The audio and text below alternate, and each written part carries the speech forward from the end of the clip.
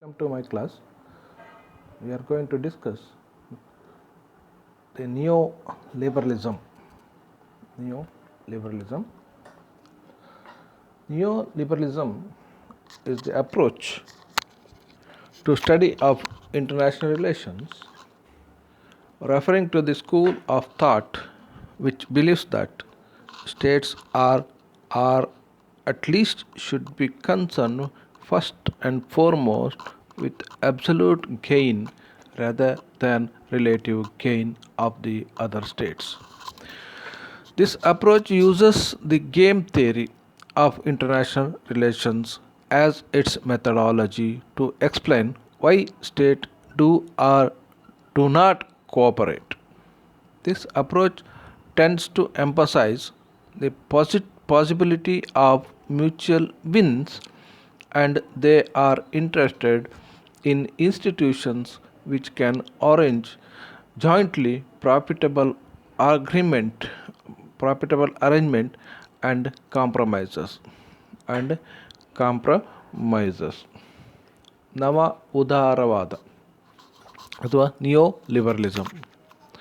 ನವ ಉದಾರವಾದವು ಅಂತಾರಾಷ್ಟ್ರೀಯ ಸಂಬಂಧದ ಇತ್ತೀಚಿನ ಬೆಳವಣಿಗೆ. ಈ ಸಿದ್ಧಾಂತದ ಪ್ರಕಾರ ರಾಷ್ಟ್ರಗಳು ಬೇರೆ ರಾಷ್ಟ್ರಗಳೊಂದಿಗೆ ಸಂಬಂಧವನ್ನು ಸ್ಥಾಪಿಸುವಾಗ ಪರಸ್ಪರ ಸಾಪೇಕ್ಷ ಲಾಭಕ್ಕಿಂತಲೂ ಮಿಗಿಲಾಗಿ ಗರಿಷ್ಠ ಲಾಭಕ್ಕೆ ಮೊದಲ ಆದ್ಯತೆಯನ್ನು ನೀಡಬೇಕು.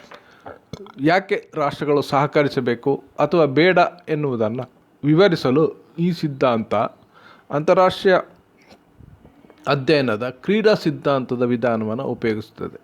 ಈ ಸಿದ್ಧಾಂತವು ಪರಸ್ಪರ ಜಯದ ಸಾಧ್ಯತೆಯ ಮೇಲೆ ವಿಶ್ವಾಸವನ್ನು ಇರಿಸಿದೆ. ಈ ಸಿದ್ಧಾಂತಗಾರರು ಪರಸ್ಪರ ಲಾಭದಾಯಕ ವ್ಯವಸ್ಥೆಗಳನ್ನು ಮತ್ತು ಹೊಂದಾಣಿಕೆಗಳನ್ನು ಮಾಡಿಕೊಳ್ಳುವ ಸಂಸ್ಥೆಗಳ ಮೇಲೆ ಹೆಚ್ಚೆಚ್ಚು ಆಸಕ್ತರಾಗಿರುತ್ತಾರೆ ಎನ್ನುವುದು ಬಹಳ ಪ್ರಮುಖವಾದಂಥ ಅಂಶ. Next, background of the neoliberalism. Neoliberalism is a response to neorealism.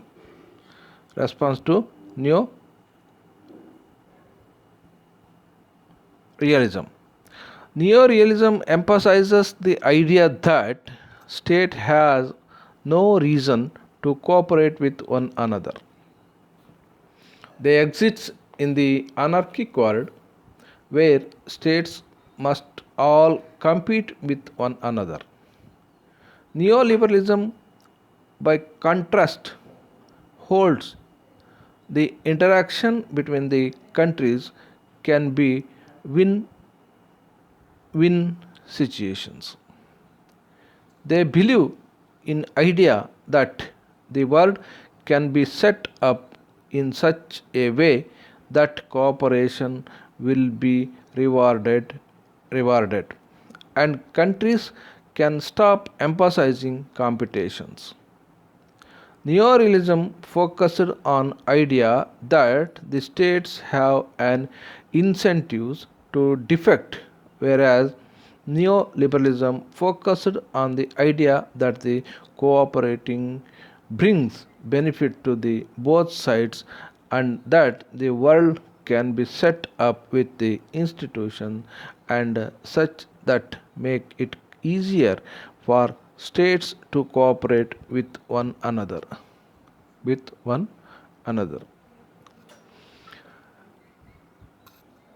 ಇದರ ಹಿನ್ನೆಲೆಯನ್ನು ಸ್ವಲ್ಪ ನಾವು ನೋಡುವುದಾದರೆ, ನವ ಉದಾರವಾದವು ನವ ನೈಜವಾದ ಸಿದ್ಧಾಂತಕ್ಕೆ ಸಂವಾದಿಯಾಗಿ ರೂಪುಗೊಂಡಿದೆ. ನವ ನೈಜವಾದದ ಪ್ರಕಾರ ರಾಜ್ಯಗಳಿಗೆ ಪರಸ್ಪರ ಸಹಕರಿಸುವ ಅಗತ್ಯವೇ ಕಂಡುಬರುವುದಿಲ್ಲ. ರಾಜ್ಯಗಳು ಒಂದು ಅರಾಜಕ ಪ್ರಪಂಚದಲ್ಲಿ ನೆಲೆಯಾಗಿದ್ದು ಅಲ್ಲಿ ಎಲ್ಲ ದೇಶಗಳು ಪರಸ್ಪರ ಸ್ಪರ್ಧೆಗೆ ಇಳಿಯುತ್ತವೆ. ನವ ಉದಾರವಾದವು ಇದಕ್ಕೆ ಪ್ರತಿಯಾಗಿ ರಾಷ್ಟ್ರಗಳ ನಡುವಿನ ಪರಸ್ಪರ ಕ್ರಿಯೆಗಳು ಜಯ ಪರಿಸ್ಥಿತಿಯನ್ನು ಹೊಂದಿರಬೇಕು ಎನ್ನುತ್ತದೆ. ಈ ಸಿದ್ಧಾಂತಗಾರರ ಆಲೋಚನೆ ಪ್ರಕಾರ ಪರಸ್ಪರ ಸಹಕಾರಗಳು ರಾಷ್ಟ್ರಗಳಿಗೆ ಲಾಭ ತರುವ ರೀತಿಯಲ್ಲಿ ಪ್ರಪಂಚದ ನಿರ್ಮಾಣವಾಗಬೇಕು ಮತ್ತು ರಾಷ್ಟ್ರಗಳು ಸ್ಪರ್ಧೆಗೆ ನೀಡುವ ಮಹತ್ವವನ್ನು ಕಡಿಮೆ ಮಾಡಬೇಕು.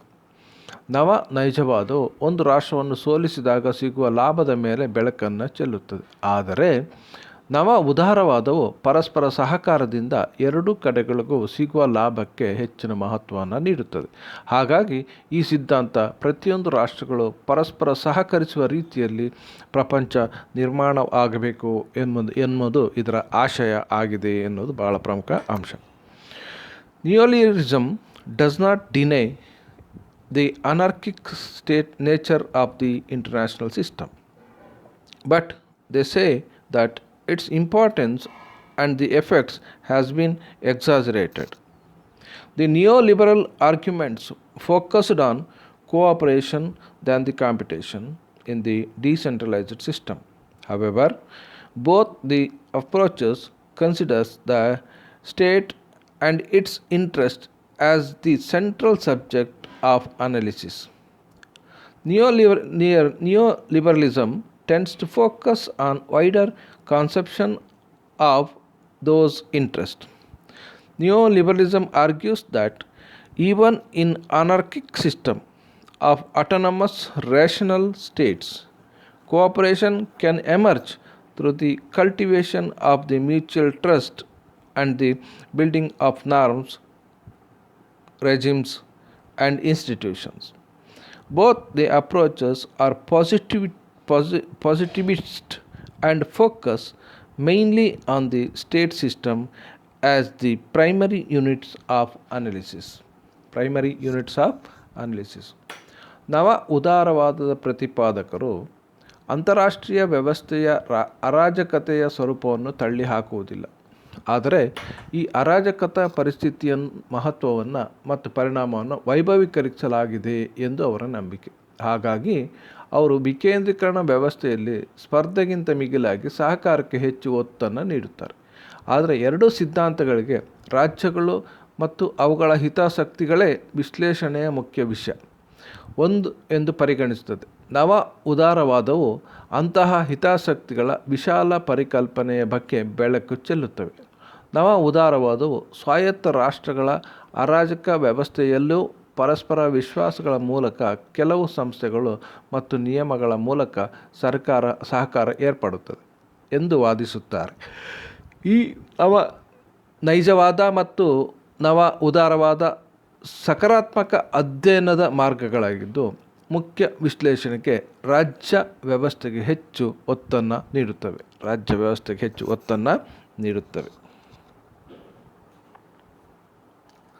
Proponents: Robert Cohen and Joseph Nye are regarded as the founder of the neoliberal school of thought. Cohen's book entitled After Hegemony is the classic example of the same. Stephen Krassen's Hegemony Stability Theory and the work of the Charles P. Kinderger have also contributed this approach.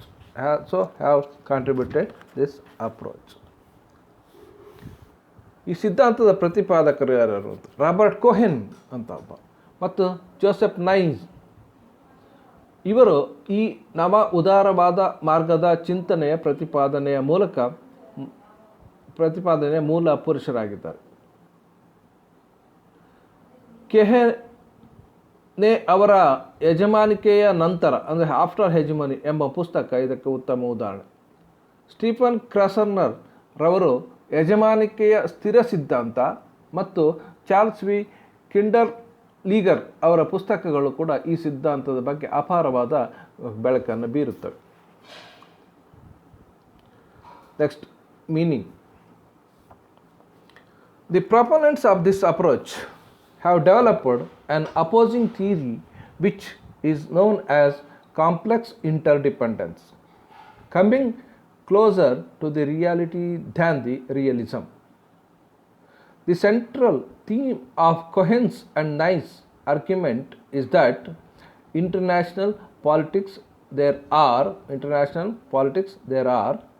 Point number A, multiple channels that connect societies exceeding the conventional Westphalian system of the state. B, There are many forms of ties ranging from informal governmental ties to the multiple multinational corporations and organizations. C. Point number C. Trans-governmental relations rather than the interstate relations. D. Point. States are not the only units as assumed by the realist, but the concept of transnational applies to neoliberals. Political exchange occurs not through the limited interstate channel as the championed by the realist. Point number E. There is an absence of hierarchy among the issues, but multitude of different agendas that comes to forefront in international relations. Therefore, there is not much differences between the domestic and the foreign policy, since there are no clear agenda in interstate relations. Point number F. Since complete interdependence prevails, the use of military force is not exercised. Coercive force is not utilized in solving the problem. Point number G. International institutions are created in response to the state interest, and therefore there is a notion of complex interdependence among the states. They also believe in the existence of NGOs, networks, and social structures. Next, point number H.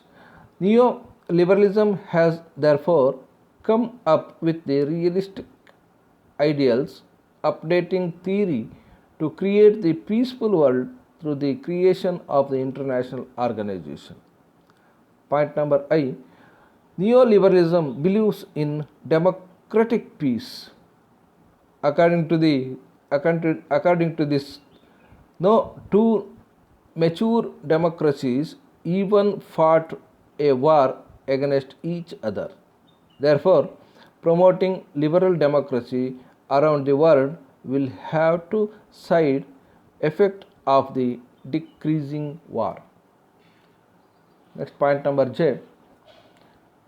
Since the vibrant middle class has long been recognized as a necessary condition for liberal democracy, neoliberals have focused on helping nations choose policies that would promote the creation of the middle classes and democracy.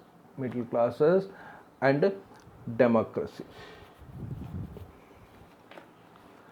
ಈ ಸಿದ್ಧಾಂತದ ಅರ್ಥವನ್ನು ವಿವರಿಸುವುದಾದರೆ,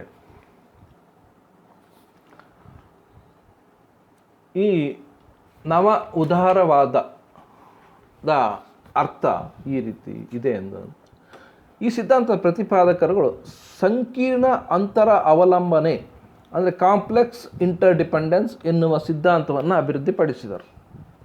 ಇವರು ಅಂತಾರಾಷ್ಟ್ರೀಯ ವ್ಯವಸ್ಥೆಯ ಶಕ್ತಿ ಮತ್ತು ಕ್ಲಿಷ್ಟ ಪರಸ್ಪರ ಅವಲಂಬನೆಯಿಂದ ಕೂಡಿದೆ ಎಂದು ತಿಳಿಸ್ತಾರೆ. ಈ ಸಿದ್ಧಾಂತ ವಾಸ್ತವಕ್ಕಿಂತ ವಾಸ್ತವವಾದಕ್ಕೆ ಹೆಚ್ಚು ಹತ್ತಿರವಾಗಿದೆ. ಕೊಹೆನ್ ಮತ್ತು ನಯೆ ಅವರ ವಾದದ ಪ್ರಕಾರ ಅಂತಾರಾಷ್ಟ್ರೀಯ ರಾಜಕೀಯದಲ್ಲಿ ಈ ಕೆಳಕಂಡಂತಹ ಅಂಶಗಳು ಕಂಡುಬರುತ್ತದೆ ಎಂದು ಅಭಿಪ್ರಾಯವನ್ನು ಸೂಚಿಸುತ್ತಾರೆ. ಅದರಲ್ಲಿ ಒಂದನೆಯದು, ಸಾಂಪ್ರದಾಯಿಕ ವೆಸ್ಟ್ ಪಾಲಿಯನ್ ರಾಜ್ಯ ವ್ಯವಸ್ಥೆಯನ್ನು ಮೀರಿ ನಿಂತು ಬಹು ಮಾಧ್ಯಮ ಸಮಾಜಗಳನ್ನು ಇದು ಜೋಡಿಸುತ್ತದೆ. ಎರಡನೇದಾಗಿ, ಅಂತಾರಾಷ್ಟ್ರೀಯ ವ್ಯವಸ್ಥೆಯಲ್ಲಿ ಹಲವಾರು ಬಂಧಕಗಳು ಇವೆ. ಅವು ಅನೌಪಚಾರಿಕ ಸರ್ಕಾರಿ ಬಂಧಕಗಳಿಂದ ಹಿಡಿದು ಅನೌಪಚಾರಿಕ ಸರ್ಕಾರಿ ಬಂಧಕಗಳಿಂದ ಹಲವಾರು ಬಹುರಾಷ್ಟ್ರೀಯ ಕಂಪನಿಗಳು ಮತ್ತು ಸಂಘಟನೆಗಳವರೆಗೂ ವ್ಯಾಪಿಸಿದೆ. ಮೂರನೇ ಪ್ರಮುಖವಾದ ಅಂಶ ಅಂದರೆ, ಇಲ್ಲಿ ಅಂತರ್ರಾಜ್ಯ ಸಂಬಂಧಗಳಿಗಿಂತ ಮಿಗಿಲಾಗಿ ಸರ್ಕಾರೇತರ ಸಂಬಂಧಗಳಿಗೆ ಹೆಚ್ಚು ಒತ್ತನ್ನು ನೀಡಲಾಗಿದೆ.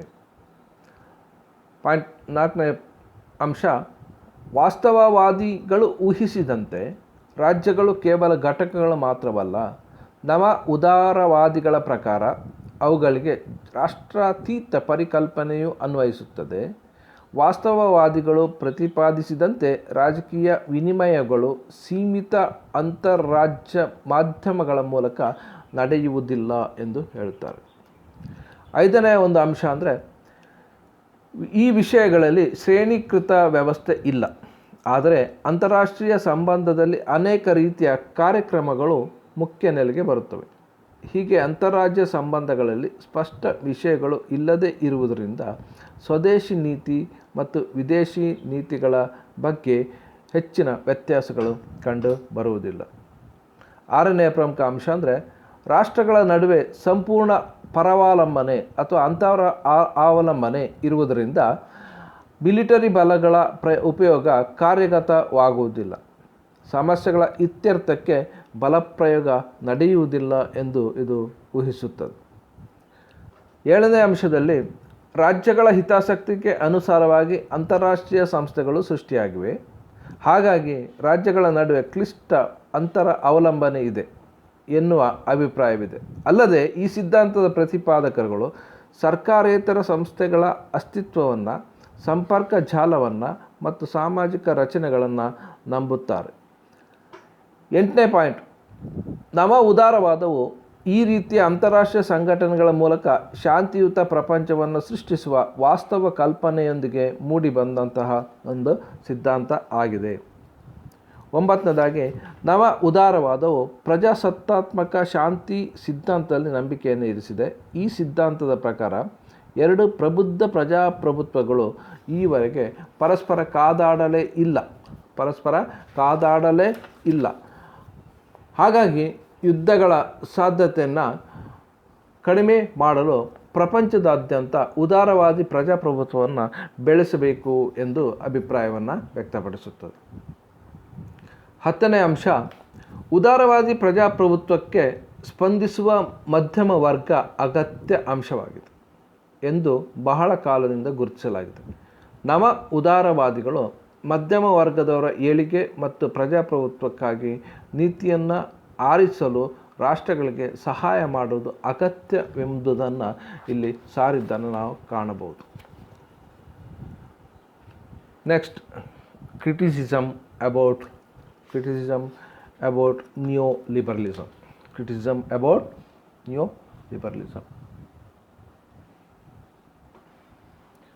Neoliberals tends to ignore the power. The first criticism about the neoliberalism is neoliberals tends to ignore the power.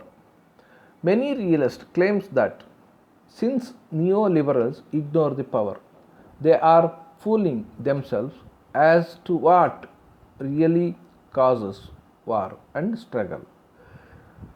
Neoliberals are not realistic.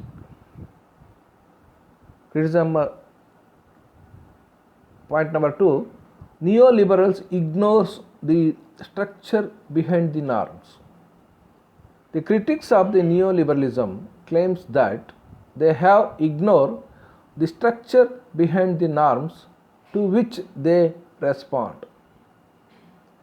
Point number 3, economic advice of neoliberals may be followed even by the non-democratic states. The concept of cooperation is followed in almost all nations and not necessarily by the democratic nations. For instance, China, which has followed the economic advice of the neoliberals without democratization.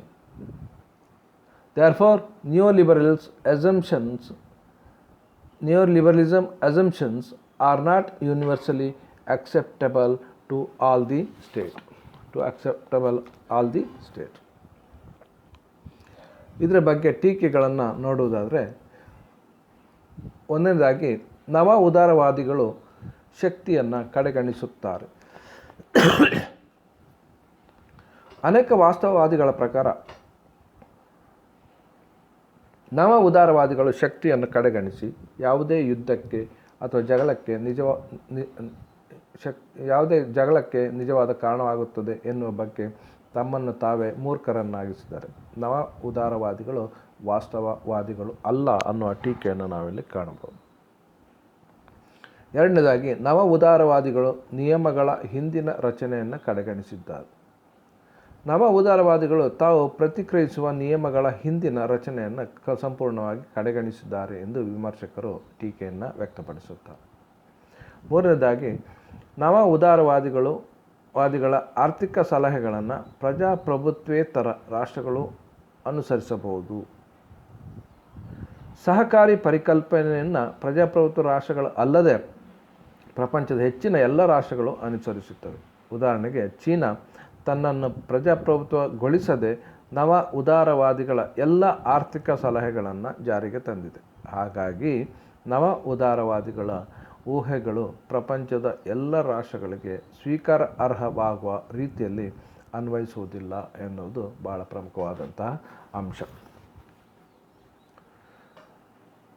Conclusion. Neoliberalism is thus a response to the neo-realism, but it includes the wider conception of the state interest. As a result, neoliberalism believes in the cultivation of mutual trust and building norms, regimes, and institutions to bring about the cooperation between the state. Therefore, it may be regarded as the positive theory, focusing mainly on the state as the primary unit of analysis. ಹೀಗೆ ನವ ಉದಾರವಾದವು ನವ ವಾಸ್ತವವಾದಕ್ಕೆ ಪ್ರತಿಯಾಗಿ ಮೂಡಿಬಂದಿದೆ, ಆದರೆ ಅದು ರಾಜ್ಯಗಳ ಹಿತಾಸಕ್ತಿಗಳ ವ್ಯಾಪಕ ಪರಿಕಲ್ಪನೆಯನ್ನು ಒಳಗೊಂಡಿದೆ. ಅದರ ಪರಿಣಾಮವಾಗಿ ನವ ಉದಾರವಾದವು ಪರಸ್ಪರ ವಿಶ್ವಾಸದ ಬೆಳವಣಿಗೆಯಲ್ಲಿ ನಂಬಿಕೆಯನ್ನು ಇರಿಸಿದೆ. ಈ ನಿಯಮಗಳು ಹಾಗೂ ಸಂಸ್ಥೆಗಳನ್ನು ರಾಜ್ಯಗಳ ನಡುವೆ ಸಹಕಾರ ತರಲು ಬೆಳೆಸಬೇಕು ಎಂದು ತಿಳಿಸಿದೆ. ಹಾಗಾಗಿ ಈ ಸಿದ್ಧಾಂತವನ್ನು ವಿಶ್ಲೇಷಣೆಯಲ್ಲಿ ರಾಜ್ಯವನ್ನು ಪ್ರಮುಖ ಘಟಕವಾಗಿ ಪರಿಗಣಿಸಿದೆ. ಇದನ್ನು ನಾವು ಸಕಾರಾತ್ಮಕ ಸಿದ್ಧಾಂತ ಎಂದೇ ಹೇಳಬಹುದು ಎಂಬ ಅಭಿಪ್ರಾಯವನ್ನು ವ್ಯಕ್ತಪಡಿಸಬಹುದು.